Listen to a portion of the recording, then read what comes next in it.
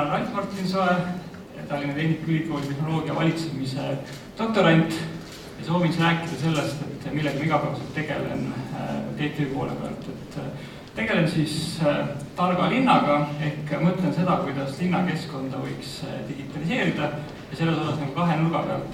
Ühest küljest nagu mõtlen välja neid piloote, mida võiks nagu päriselt katsetada ja linnakeskkonda tuua. Teisest küljest siis mõtlen ka selle peale, et kuidas see infokeskkond võiks nutikam olla. Oleme siin isejuhtivate sõidukitega paar aastat tegelenud Eesti poole pealt, Soome poole pealt natuke rohkem ja oleme jõudnud sinnamaani, et me oleme teinud ära esimese avaliku demonstratsiooni eesistumise raames. Ja nüüd me valmistame ette siis TTÜ poolt koos Tallinna linna ja teiste konsortsiumi linnadega ka järgmist pilooti, kus me siis soovime isejuhtivad sõidukid panna ühildada linnatranspordiga ehk et reaalselt nagu aasta jooksul viia ja siduda nagu linnatranspordi või ühistranspordi skeemiga.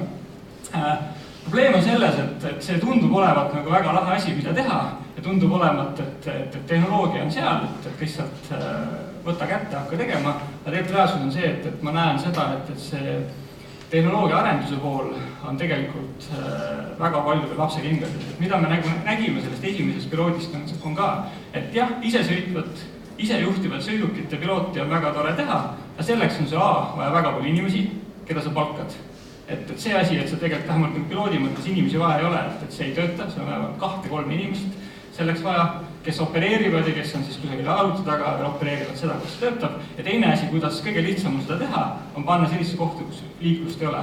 Ja sellisesse kohta, kus jalakäijad ei ole, sellisesse kohta, kus mitte midagi toimub. Niimoodi on seda lihtne teha, aga kui sa tahad vähegi nagu minna sellesse keskkonda, kus päriselt liiklust toimub, sa näed seda, et need turulahendused, mis meil on, need ei tööta. Ehk et mis me nägime ka, et suurem probleem on see, et sensorid, mis hindavad seda, et kas jalakäija tuleb näiteks sõiduületusteele, need suudavad meetri kaugusel ette näha.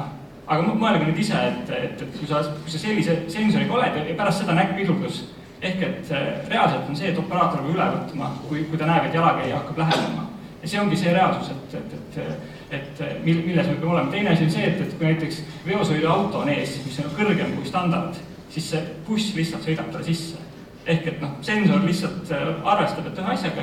Ja kolmas asi on see, et me mõtleme siin küll, et me oleme lahe keskkond, et meil saab lund ja vihma, et tulge kõik siia testima, aga tegelikult kohe, kui vihma sajab või vähegi lund on, siis need sensorid blokeerivad ära. Ehk ma alustasin küll sellest, et ma teen piloote, aga praegu ma vaatan, et väga suur potentsiaal on minna ka tehnoloogia arenduse poole. Mida TTÜ teeb? Aitäh!